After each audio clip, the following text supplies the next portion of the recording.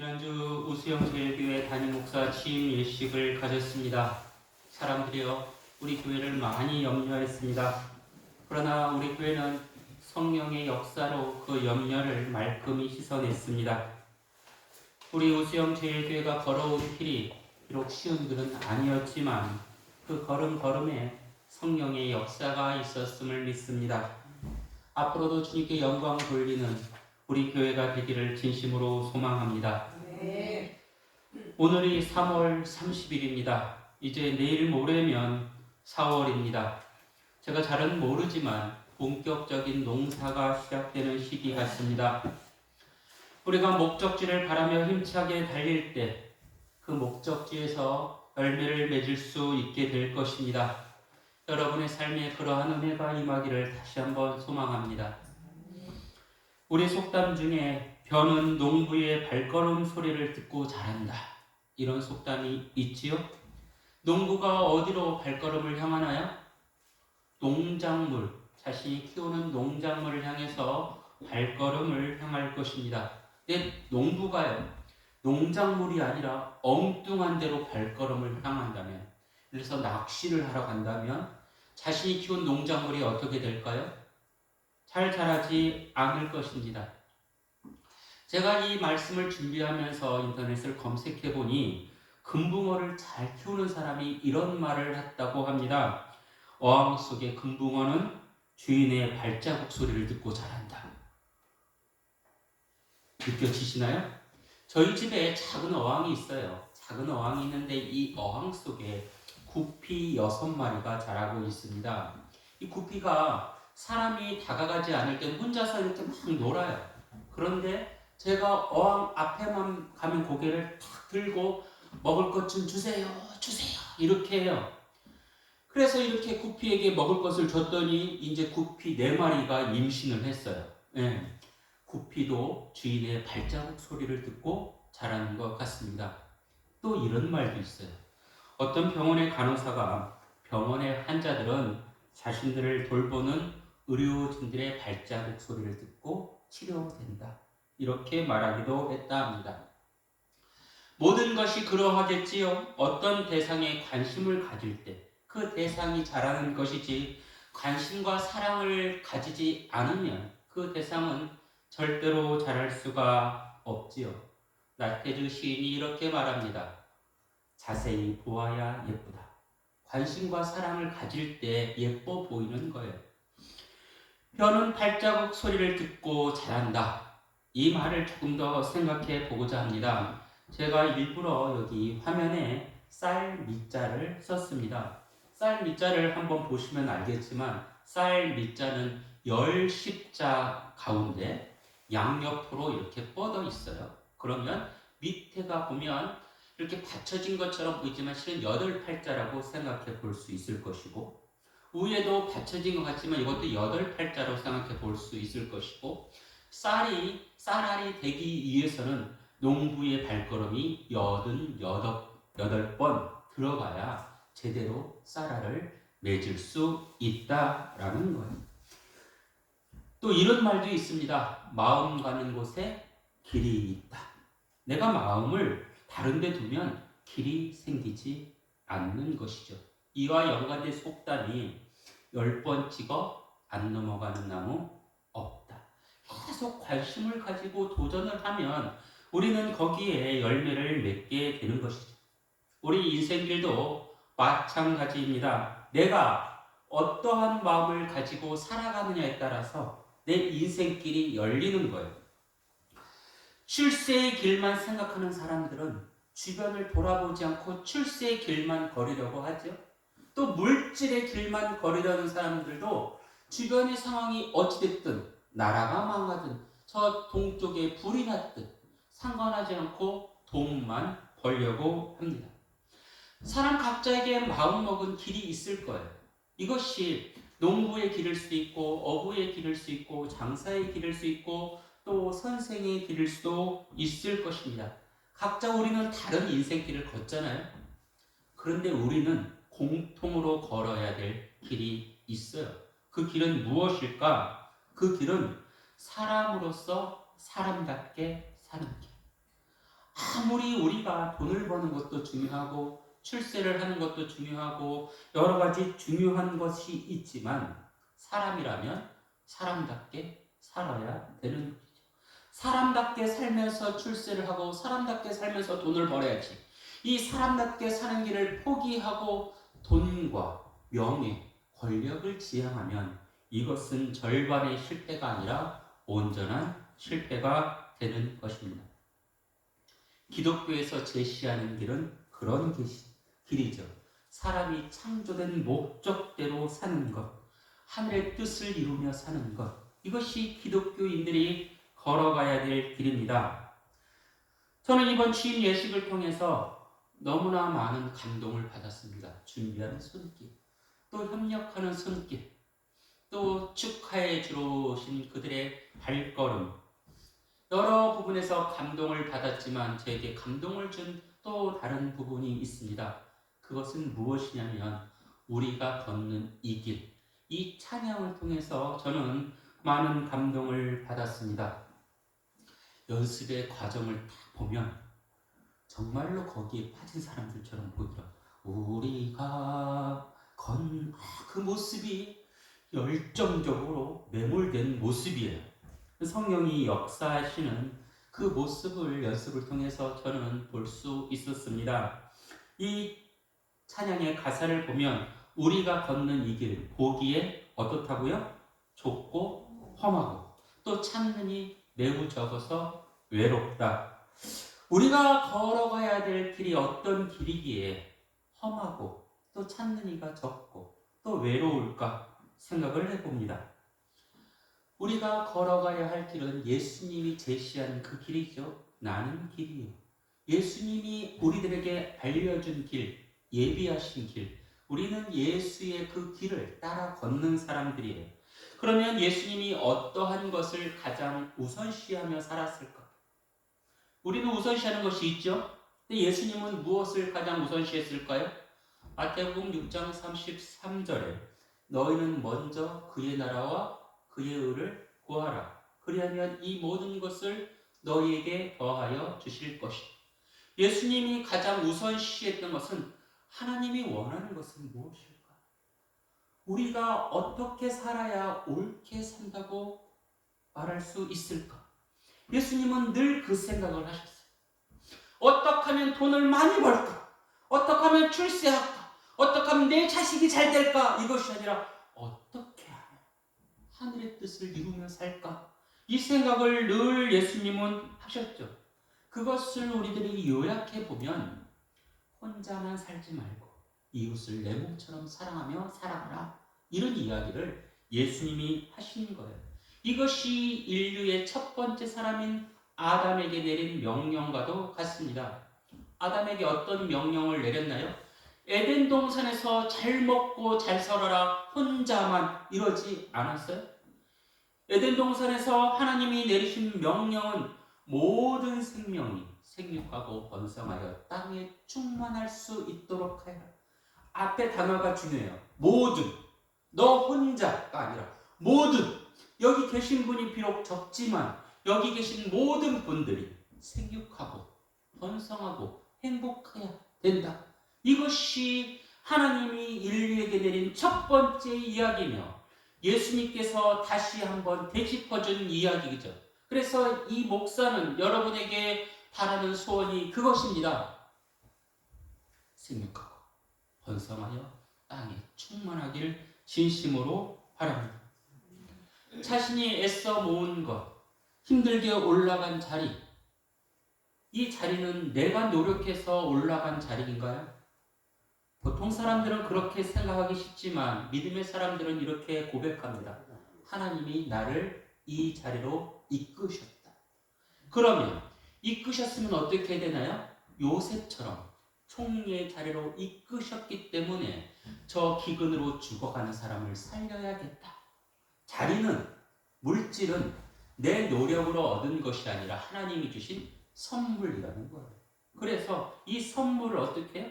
이웃과 나눌 때 하나님은 더 큰 선물을 주신다라는 거예요. 진짜 교회는 손해가 되는 것처럼 보여도 하나님의 뜻을 이루는 교회가 진짜 교회가 되는 것이죠. 우리는 늘 이런 말씀을 들어요. 교회 가면 서로 사랑하십시오. 이웃을 내 몸처럼 여기십시오. 이런 이야기를 너무나 많이 들어요. 그런데 실제적으로 하기가 쉽지가 않아요. 그래서 저도 자녀를 키우고 있지만 자녀들에게 들어갈 돈이 있잖아요. 자녀들에게 들어갈 돈을 챙겨놓지 않고 이웃을 먼저 섬기기가 얼마나 어려워요. 근데 하나님은 이야기하십니다. 네가 죽어가는 이웃을 외면하지 않으면 나도 너를 외면하지 않을 것이다. 사람을 긍휼히 여기면 나도 또한 너를 긍휼히 여겨줄 것이다. 근데 이 길이 참 좁은 길이에요. 험한 길이에요. 바늘귀처럼 매우 작은 문이죠. 그래서 기독교인들이 주변의 사람을 내 몸처럼 사랑한다고 말하면 사람들이 우리를 보고 뭐라고 해요? 으이그 멍청한 것, 바보들. 그렇게 살면 세상을 살 수가 있어? 그러면서 뭐라고 해요? 조롱을 해요. 안타까운 것. 우리는 이 조롱의 소리를 듣지만 하늘의 소리를 또한 들어요. 하나님이 뭐라고 그래요? 내가 너와 함께 할 것이다. 이웃을 사랑하는 것, 이웃을 섬기는 것, 이 일을 감당할 때 하나님은 오히려 우리 속에 역사하셔서 우리의 앞길의 복음을 복된 축복을 내려주시는 것이죠. 믿음의 길을 걸어간 대표적인 인물로 오늘 성경을 읽은 다니엘을 들 수가 있는데, 다니엘은 느부갓네살 시절에, 바벨론 느부갓네살 시절에 유다에서 포로로 잡혀간 사람 중에 하나입니다. 워낙 똑똑하니까 어떻게 해요? 포로로 잡혀갔지만 궁정에서 일하게 만들어요. 궁정, 지금으로 말하면 용사 또는 청와대 이런 데서 일하면, 청와대에서 일하면 얼마나 좋을까요? 제가 아는 분이 청와대에서, 옛날에 청와대에서 경찰로 근무해요. 집도 줘요. 여러 가지 혜택이 나오고, 나오니까 승진이 엄청 빨라요. 예. 이런 혜택이 있어요. 그럼 옛날 왕의 신하로 있다면 얼마나 큰 혜택이 있을까요? 먹고 자고 입는 거 걱정을 하지 않아요. 권력까지 지어지게 돼요. 그런데 이 다니엘은 이 적군의 궁정에서 일하지만 그 큰 혜택을 다 거부해. 나는 하나님을 믿는 신앙이면 족합니다. 그러니까 뭐라고 해요? 왜 그 바보야. 조롱을 하는 거예요. 찬양의 가사처럼 조롱하고 사람들이 그를 어리석다고 이야기하는 것이죠. 그런데 이 조롱의 소리를 다니엘은 귀를 담아 듣지 않는 거예요. 우리는 누가 나에 대해서 뭐라고 얘기하면 예민해요. 그리고 바로 상처를 입어요. 목사도요. 누가 이영재 목사 뭐라고 얘기하면 목사도 상처를 입어요. 하나님이 너와 함께 하실 것이다. 이런 말을 늘 제 입으로 설교하지만 실은 제가 상처를 입어요. 그런데 다니엘은 그렇지 않다라는 거. 다니엘은 남들이 뭐라 할지라도 오직 하나님만 섬기려고 했던 거예요. 지금 뉴스를 보면 얼마나 우스워요? 그 우스움의 배경에는 이것이 깔려있죠. 정치적인 암투. 정말로 국민을 위해서 그런 말을 하는 것이 아니라 내가 높아지려는 마음, 내가 더 많은 것을 차지하려는 마음, 이런 것 때문에 뉴스에서 암투가 벌어지는 것이죠. 사람들이 왕에게 신임을 받으려고 죄 없는 사람들을 모함해요.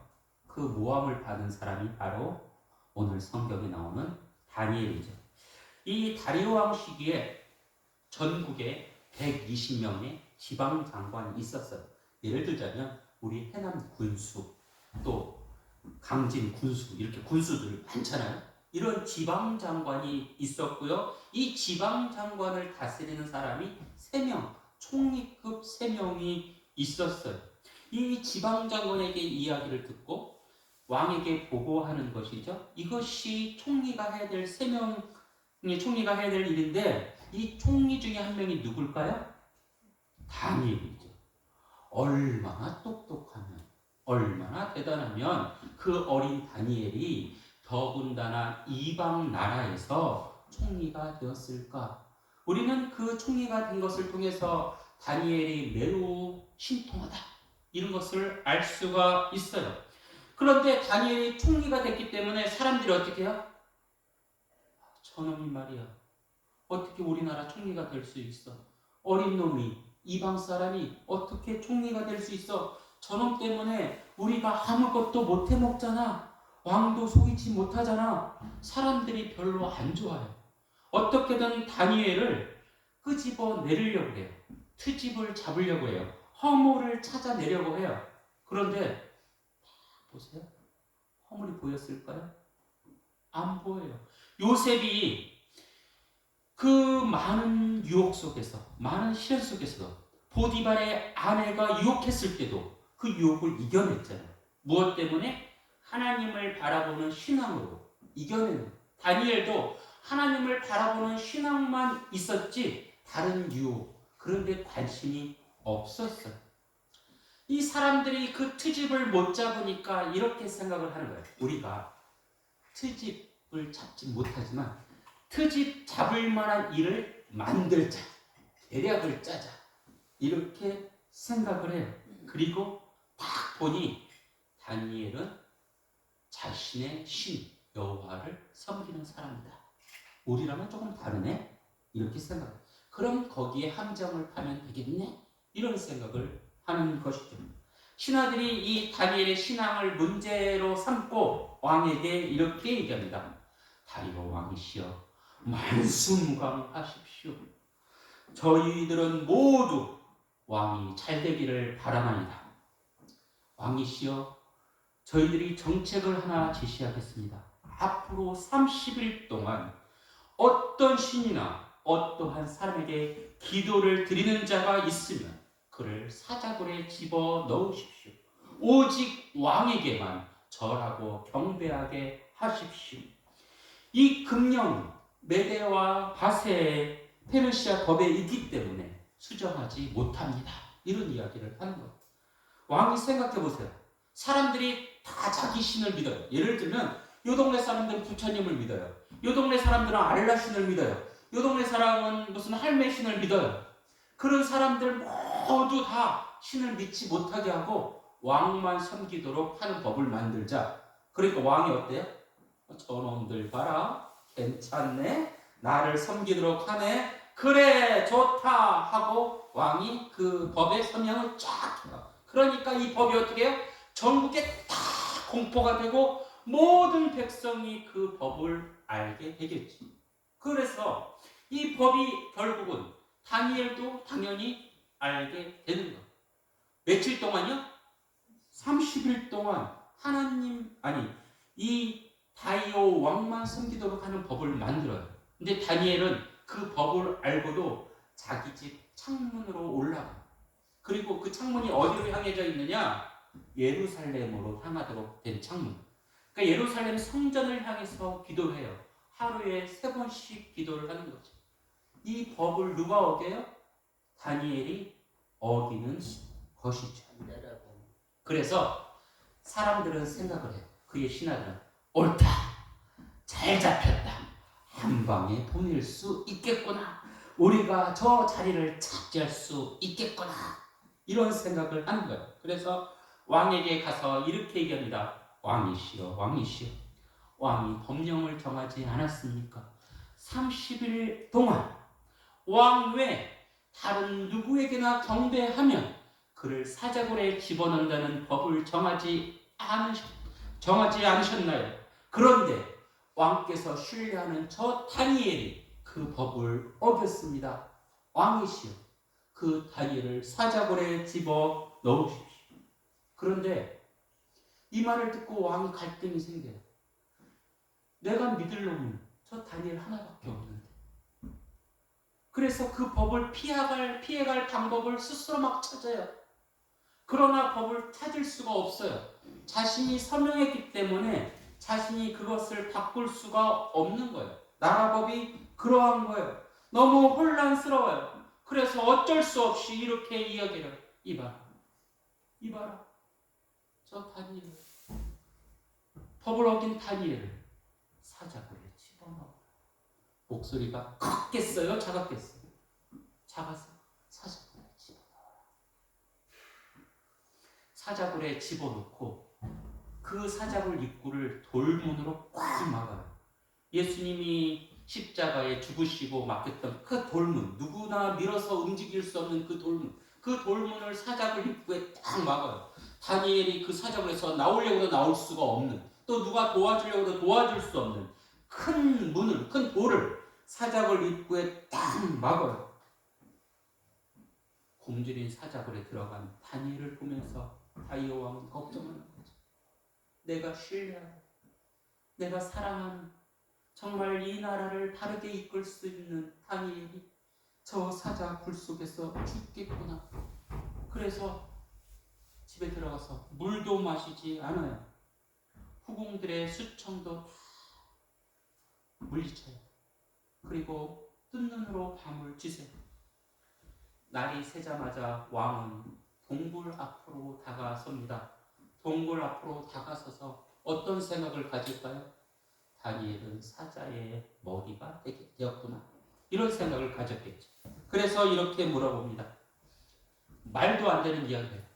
살아계시는 신을 섬기는 다니엘아, 네가 항상 섬겼던 신이 너를 사자굴에서 살려내 주었느냐? 말은 이렇게 하지만 실제는 죽었겠구나 생각을 하고 물어보는 거죠. 낙심하고 고개를 숙이는 중에 다니엘의 목소리가 사자굴 속에서 들려옵니다. 왕이시여 만수무강하옵소서.